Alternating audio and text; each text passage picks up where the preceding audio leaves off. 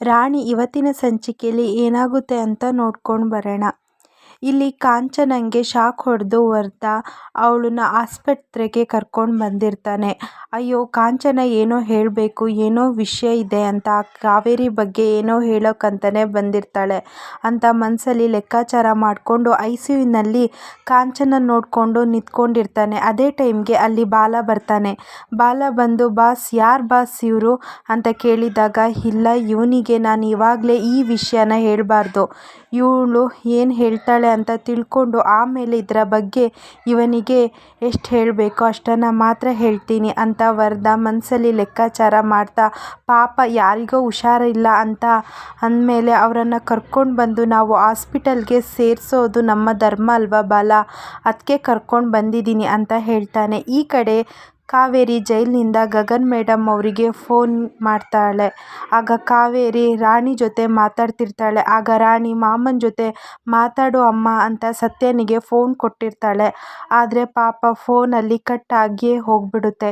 ಈ ಕಡೆ ಮಾಮನಿಗೆ ತುಂಬ ಬೇಜಾರಾಗುತ್ತೆ. ಗಗನ್ ಮೇಡಮ್ಗೆ ಫೋನ್ ವಾಪಸ್ ಕೊಟ್ಟಾಗ ಗಗನ್ ಮೇಡಮ್ ದಯವಿಟ್ಟು ಬೇಜಾರು ಮಾಡ್ಕೋಬೇಡಿ, ಕಾಲ್ ಕಟ್ ಆಗೋಗಿದೆ ಅಂತ ಹೇಳ್ತಿರ್ತಾಳೆ. ಆಗ ಅತ್ತೆ, ಹೌದೌದು ನನಗೆ ಗೊತ್ತು ಇತ್ತು, ಅವಳು ನಮ್ಮ ಜೊತೆ ಮಾತಾಡಲ್ಲ ಅಂತ ಸುಮ್ಮನೆ ಇವರು ಅವಳ ಕಾಳಜಿ ಬಗ್ಗೆ ತೋರಿಸ್ತಾ ಬಡ್ಕೋತಾ ಇರ್ತಾರೆ. ಆದರೆ ಅವಳಿಗೆ ಅವ್ರ ಅಣ್ಣನ ಮೇಲೆ ಯಾವ ಥರನೂ ಪ್ರೀತಿ ಇಲ್ಲ. ಒಂದು ವೇಳೆ ಪ್ರೀತಿ ಇದ್ದಿದ್ರೆ ಮಾತಾಡ್ತಿರ್ಲಿಲ್ವಾ, ಅವತ್ತು ಜೈಲಿಗೆ ಹೋದಾಗ ಹೀಗೆ ಮಾಡಿದ್ಲು ಅವಳು ಅಂತೂ ಬಯೋಕ್ಕೆ ಶುರು ಮಾಡ್ತಾಳೆ. ಈ ಕಡೆ ಪಾಪ ಸತ್ಯ ತುಂಬಾ ಬೇಜಾರು ಮಾಡಿಕೊಂಡು ಕೂತ್ಕೊಂಡು ಬಿಡ್ತಾನೆ. ಆಗ ಗಗನ್ ಮೇಡಮ್, ಸತ್ಯ ಅವರೇ, ನಿಮ್ಮೂರ ಜಾತ್ರೆ ತುಂಬಾ ಚೆನ್ನಾಗಿತ್ತು, ನಿಮ್ಮ ಮನೆ ಊಟ ಇನ್ನೂ ತುಂಬ ಚೆನ್ನಾಗಿತ್ತು, ನನಗಂತೂ ತುಂಬಾ ಖುಷಿಯಾಯಿತು, ದೇವಿ ದರ್ಶನ ಚೆನ್ನಾಗಾಯಿತು, ಅದರಲ್ಲಿ ರಾಣಿ ಮೇಡಮ್ ಅವರನ್ನು ನೋಡಿದ್ದು ನನಗಿನ್ನೂ ಖುಷಿ ಆಯಿತು. ರಾಣಿ, ನೀನು ಇಷ್ಟಪಟ್ಟಂಗೆ ಎಲ್ಲ ಆಗ್ತಾ ಉಂಟು, ಇನ್ನು ಸ್ಕೂಲ್ಗೂ ಹೋಗ್ತೀಯಾ, ಇವಾಗ ಖುಷಿನಾ ನಿನಗೆ ಅಂತ ಕೇಳ್ತಾ ಇರ್ತಾಳೆ. ಆಗ ರಾಣಿ, ಲೋಹಿತ, ಚಂದು, ನಾಳೆಯಿಂದ ನಾನು ನಿಮ್ಮ ಜೊತೆ ಸ್ಕೂಲ್ಗೆ ಬರ್ಬೋದು ಅಂತ ಹೇಳ್ತಿರ್ತಾಳೆ. ಆಗ ಗಗನ ಮೇಡಮ್, ಸರಿ ಸತ್ಯ ಅವರೇ, ಇನ್ನು ನಾನು ಹೊರಟು ಬರ್ತೀನಿ. ಸರಿ ಸರಳ ಅವರೇ, ಕಾವೇರಿನ ಮೇಲಿನ ಸಿಟ್ಟನ್ನ ಪಾಪ ರಾಣಿ ಮೇಲೆ ತೋರ್ಸೋಕ್ಕೆ ಹೋಗಬೇಡಿ, ಅವಳು ತುಂಬಾ ಚಿಕ್ಕವಳು, ಒಳ್ಳೆಯವಳು, ಅವಳನ್ನು ಅರ್ಥ ಮಾಡ್ಕೊಳ್ಳಿ ಅಂತ ಹೇಳಿ ಇರ್ತಾರೆ. ಈ ಕಡೆ ವರ್ಧ ಡಾಕ್ಟರ್ ಹತ್ರ ಮಾತಾಡ್ತಿರ್ತಾನೆ. ಅಲ್ಲ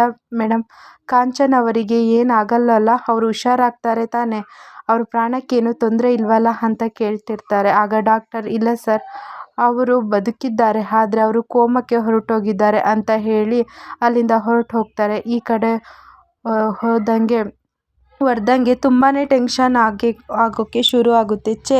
ಎಂಥ ಕೆಲಸ ಆಗೋಯ್ತು, ಈ ಕಾಂಚನ ಏನೋ ಹೇಳೋಕ್ಕೆ ಬಂದಿದ್ಲು, ಏನಂತ ಯೋಚನೆ ಮಾಡೋಕ್ಕೆ ಶುರು ಮಾಡ್ತಾನೆ. ಆಗ ಬಾಲ, ಬಾಸ್ ಯಾಕೆ ಟೆನ್ಷನ್ ಮಾಡ್ಕೊಳ್ತಿದ್ದೀರಾ, ಏನಾಯಿತು ಅಂತ ಕೇಳ್ತಾನೆ. ಆಗ ವರ್ಧ, ಅವಳು ಯಾಕೆ ಬಂದಿದ್ಲು ಅಂತ ನೀನು ಕೇಳ್ತಾ ಇದೆಯಲ್ಲ, ಅವಳು ಬಂದಿದ್ದು ಜೈಲಿಂದ ನೀನು ಹೆಂಡತಿ ಬಗ್ಗೆ, ಅವಳು ಏನೋ ವಿಷಯನ ಹೇಳೋಕ್ಕಂತ ಬಂದಿದ್ಲು, ಆದರೆ ಅವಳಿದು ಈ ಥರ ಆಗೋಯ್ತು, ಅವಳು ಯಾಕೆ ಬಂದಿದ್ಲು ಅಂತ ಇನ್ಯಾರನ್ನ ಕೇಳೋದು, ಹಾಗಿಲ್ಲ ಡೈರೆಕ್ಟಾಗಿ ಹೋಗಿ ಕಾವೇರಿನೇ ಕೇಳೋಣ ಅಂತ ಅಂಬಲಂಗೆ ಹೇಳ್ತಾನೆ. ಈ ಕಡೆ ಕಾವೇರಿ ರಾಣಿ ಬೊಂಬೆ ಹತ್ರ ಮಾತಾಡ್ತಿರ್ತಾಳೆ. ರಾಣಿ, ನಿನ್ನ ಧ್ವನಿ ಕೇಳಿ ನನಗೆ ತುಂಬಾ ಖುಷಿ ಆಯ್ತಮ್ಮ, ನೂರಾನೇ ಬಲ ಬಂದಂಗಾಯಿತು, ತುಂಬಾ ಭಯ ಆಗಿಬಿಟ್ಟಿತ್ತಮ್ಮ, ನಿನಗೆ ಏನಾಗುತ್ತೆ ಅಂತ, ಕೊನೆಗೆ ಆರಾಮಾಗಿದ್ದು ನಿನ್ನ ಕಾಪಾಡಿಬಿಟ್ಟೆ ಅಂತ ಹೇಳ್ತಾ ಇರ್ತಾಳೆ. ಅದೇ ಟೈಮ್ಗೆ ಒಬ್ಬ ಕಾನ್ಸ್ಟೇಬಲ್ ಅಲ್ಲಿಗೆ ಬಂದು, ಬಾ ಇಲ್ಲಿ ಬಾಯ್ ಅಂತ ಕಾವೇರಿನ ಎಳ್ಕೊಂಡು ಹೋಗ್ತಾರೆ. ಆಗ ಕಾವೇರಿ, ಏನು ಕರ್ಕೊಂಡು ಹೋಗ್ತಿದ್ದೀರಲ್ಲ ಅಂತ ಕೇಳಿದಾಗ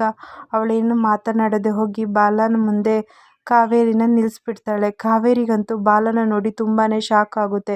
ಇವನೇನು ಇಷ್ಟು ವರ್ಷ ಬಂದಿಲ್ಲ, ಇವಾಗ ಬಂದಿದ್ದಾನೆ ಅಂತ ಪ್ರತಿಯೊಂದನ್ನು ನೆನಪು ಮಾಡ್ಕೊಳ್ತಾ ನಿಂತಿರ್ತಾಳೆ. ಈ ಕಡೆ ರಾಣಿ ಅಮ್ಮ ಗೊಂಬೆ ಹತ್ರ ಮಾತಾಡ್ತಿರ್ತಾಳೆ.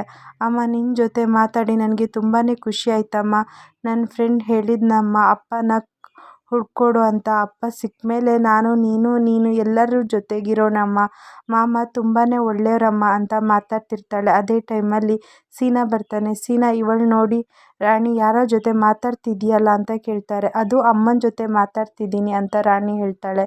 ಏನು ಕಾವೇರಿ ಬಂದಿದ್ದಾಳಾ ಕಾವೇರಿ ಅಂತ ಕೂಗ್ದಾಗ ರಾಣಿ, ಅದು ಹಾಗಲ್ಲ ಮಾಮ, ನಾನು ಗೊಂಬೆ ಹತ್ರ ಮಾತಾಡ್ತಿದ್ದೀನಿ, ಇದು ಅಮ್ಮ ಬೊಂಬೆ ಗೊತ್ತಾ, ನನಗೇನಾದರೂ ಆದರೆ ನನಗೆ ಏನಾದರೂ ಹೇಳಬೇಕನ್ಸಿದ್ರೆ ನಾನು ಅಮ್ಮನ ಹತ್ರನೇ ಹೇಳ್ತೀನಿ, ಅಂದರೆ ಈ ಗೊಂಬೆ ಹತ್ರ ಹೇಳ್ತೀನಿ ಅಂತ ಹೇಳ್ತಾ ಇರ್ತಾನೆ. ಅದನ್ನು ಕೇಳಿಸಿ ನನಗೆ ತುಂಬಾ ಬೇಜಾರಾಗುತ್ತೆ. ಈ ಕಡೆ ಸತ್ಯ ಬ್ಲೌಸ್ಗೆ ಹುಕ್ಸ್ ಹಾಕ್ತಾ ಇರ್ತಾನೆ. ಆಗ ಸರಳ ಅಲ್ಲಿಗೆ ಬಂದು, ರೀ ನನ್ನ ಬ್ಲೌಸ್ ಹುಕ್ ಹೋಗಿದೆ ಹಾಕ್ಕೊಡಿ ಅಂತ ಕೇಳ್ತಾರೆ. ಏನು ಕೆಲಸ ಇದೆ ತೀನಿ ಹೋಗೆ ಅಂತ ಹೇಳ್ತಾನೆ. ಆಗ ಸರಳ, ಅಲ್ರಿ ಊರ ಜನಕ್ಕೆಲ್ಲ ಹಾಕ್ಕೊಡ್ತೀರಾ, ನನ್ನ ಬ್ಲೌಸ್ ಹುಕ್ ಹಾಕ್ಕೊಡಿ ಅಂದರೆ ಈ ಥರ ಮಾಡ್ತೀರಾ, ನನಗೆ ಅದೆಲ್ಲ ಗೊತ್ತಿಲ್ಲ ರೀ, ಮರ್ಯಾದೆಯಿಂದ ನನ್ನ ಬ್ಲೌಸ್ಗೆ ಹುಕ್ಸ್ ಹಾಕ್ಕೊಡಿ ಅಂತ ಹೇಳ್ತಾಳೆ. ಆಗ ಸತ್ಯ ತಗೊಂಡು ಬಾ ಅಂತ ಹೇಳಿ ಹುಕ್ಸ್ನ ಹಾಕಿ ಕೊಡ್ತಾನೆ. ಆಗ ಸರಳ, ನಾನು ಹಿತ್ತಲಲ್ಲಿ ತರಕಾರಿ ಗಿಡ ಹಾಕ್ಬೇಕು ಅಂದ್ಕೊಂಡಿದ್ದೀನಿ, ಬನ್ನಿರಿ ಸ್ವಲ್ಪ ಮಣ್ಣು ಅಗ್ದ್ಕೊಡಿ ಅಂತ ಹೇಳ್ತಾರೆ. ಆಗ ಸತ್ಯ, ಅಲ್ಲೇ ಆಗಲ್ಲ, ನನಗೆ ತುಂಬಾ ಕೆಲಸ ಇದೆ ಅಂತ ಹೇಳಿದಾಗ ನನಗೆ ಗೊತ್ತು ರೀ, ಇಷ್ಟೊಂದೆಲ್ಲ ಕೆಲಸ ನೀವು ಏನಕ್ಕೆ ಮಾಡ್ತಾ ಇದ್ದೀರಾ ಅಂತ, ಆ ರಾಣಿಗೋಸ್ಕರ ತಾನೇ, ಮುಂಚೆ ಇದೇ ಉತ್ಸಾಹ ಎಲ್ಲಿ ಹೋಗಿತ್ರಿ ಅಂತ ಬೈತಿರ್ತಾಳೆ.